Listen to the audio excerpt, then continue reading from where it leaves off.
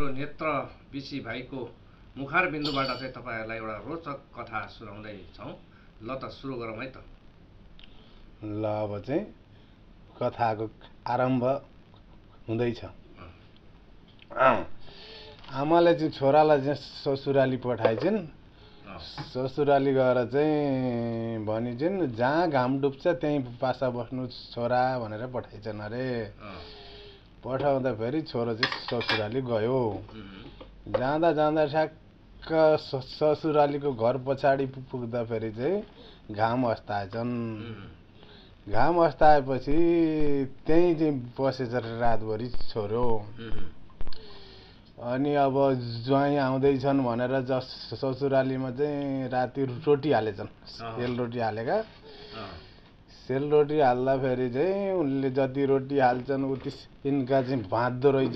ज्वाइँ चाहिँ घर पछाडि बसेर गन्दै उता रोटी हाल्दैछन्, यता सिन्का भाँच्दैछ। गर्दा गर्दा 108 रोटी हालेछन्। अनि रात बित्यो। अनि ज्वाइँ भोलिपल्ट चाहिँ टुप्लुकै आयो बिहानमा। घरमा आएपछि सासूले ज्वाइँलाई भनेर 2टा रोटी अचार विचार के चाहिँ मिलाएर चट्ट थालमा पस्किनु भएछ।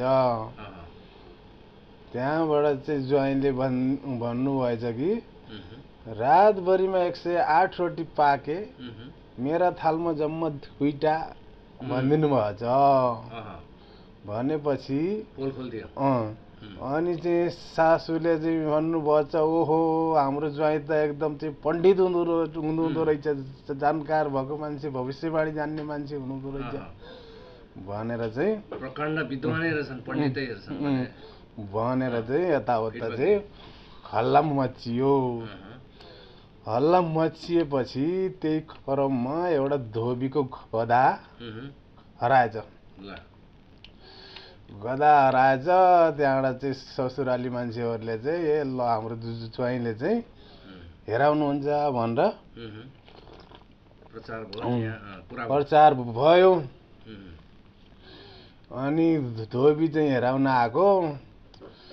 उनले चाहिँ भनेछन् कि ल अहिले चाहिँ हेर्दिन, बिहान निक्लो पेटा चाहिँ हेर्छु म, खाली पेटमा हेर्छु भनेर चाहिँ भनेपछि अनि धोबी गयो। अनि चाहिँ यिनलाई चाहिँ टेन्सन भयो कि धोबीको गधा कहाँ छ भन्ने। अनि त्यहाँबाट चाहिँ राति खोज्दै धोबीको गधा खोज्दै गएको। उखुबारीमा चरिरहेको रहेछ। अनि यसो हेरे, देखे, फर्केर आए। अनि बिहान हेराउन आएकालाई यसो हेरेदिन गरेर अनि ल तपाईको गधा चाहिँ पूर्वपट्टि उखुबारीमा चरिरहेको छ भनेर चाहिँ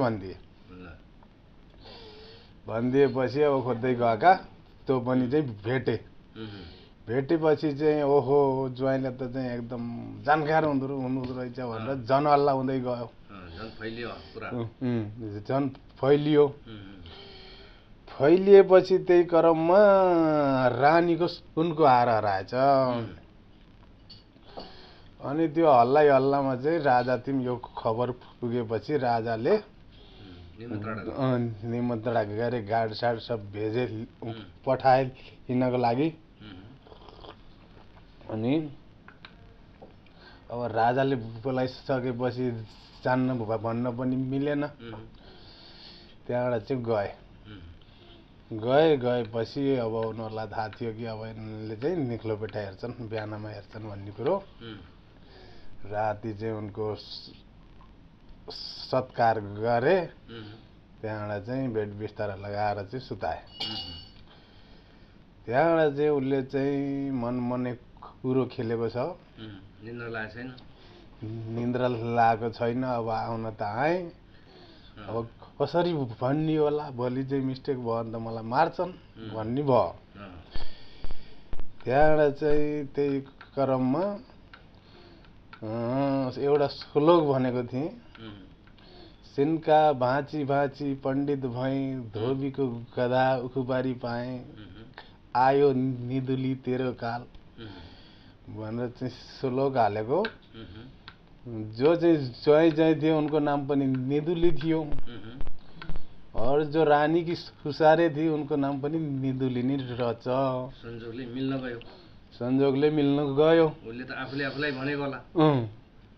सिनका भाँची भाँची पण्डित भएँ धोबीको गधा उखुबारी पाएँ आयो निदुली तेरो काल भनेको चाहिँ ट्याक्क त्यो रानीको सुसारेले चाहिँ सुनिन्छ। सुनेपछि ओहो यसले त अब मलाई बिताउने भयो भनेर चाहिँ उसँग गएर हात जोडेर यो चाहिँ नभनिदिनु मैले यहाँ राखेको छु भनेर चाहिँ भनेपछि अनि ल भनेर चाहिँ अनि उ गरे छोडिदियो ल सम्झाएर ल तपाईँलाई चाहिँ के हुन्न म चाहिँ यसो भन्छु भनेर छोडिदिएँ। अनि भोलि बिहान चाहिँ ट्याक्क हेराउने प्रोग्राम भयो त्यहाँ। अनि हेराउँदाखेरि ल यो हार चाहिँ त्यो ढुटोमा चाहिँ लुकाएर राखेको छ फोराभित्र भुसमा भनेर भनेपछि अनि हार पनि त्यहीँ रहेछ भेटियो। भेटिएपछि अनि झन् चाहिँ उ भयो झन् नाम चाहिँ बढ्दै गयो उसको। अनि त्यहाँबाट फेरि राजाको एउटा लडाइँ चाहिँ सीमाको लागि लडाइँ चाहिँ घोषित भएछ। अनि त्यहाँबाट ल पण्डितजी तपाईँ पनि चाहिँ जानुपर्छ लडाइँमा भनेर चाहिँ भनेपछि अब चाहिँ उसले आइडिया लायो। राजाले भन्छ ल एउटा घोडा रोज्नु लडाइँमा जानुपर्छ भनेपछि अनि यसो घोडा हेर्दै गएको एउटा खुच्चो उचालेर बसेको घोडा रहेछ उम्रेको लङ्गडा जस्तो। अनि त्यहाँबाट ल यो घोडा लिन्छु भनेपछि त्यो घोडा दिए। अनि त्यहाँबाट त्यो घोडामा चढेपछि त्यो घोडा थियो बाइपङ्खी घोडा उडुवा घोडा रहेछ। ऊ गएर चाहिँ झन्डा गाडेर आउँदा झन्डा गाडेर फर्केर आउँदासम्म चाहिँ यहीँहरू आएको रहेछ यसकै जित भएछ अरे। ल यो कथा चाहिँ सक्यो भन्नेलाई फुलको माला कथा भन्ने बेला हाम्रो नेत्र भाइको मुखारबिन्दबाट फेरि पछि अर्को कथा सुन्ने अपेक्षा गर्दै आजलाई यति नै। बाबाई कस्तो लाग्छ मित्रहरू कमेन्ट गर्नु होला फिडब्याक दिनु होला है। ल सेयर गर्नु होला कमेन्ट गर्नु होला। हस् हस् धन्यवाद।